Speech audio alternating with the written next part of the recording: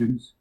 This video is for my 5th grade class, and what we're going to be learning has to do with geometry, but it's going to be graphing points on a coordinate plane. And this is your introductory video, and there'll be another video attached to this that will give you more information. But our learning objectives on this will be that you, as students, will be able to identify the parts of a coordinate plane, which is really simple. We're going to have only 2 things to worry about. A horizontal axis, which is going to be your x-axis, and then a vertical axis, which is your y-axis. Real simple. We'll learn about the different quadrants of a coordinate plane. There's only 4 of them, so that'll, again, really super easy to learn.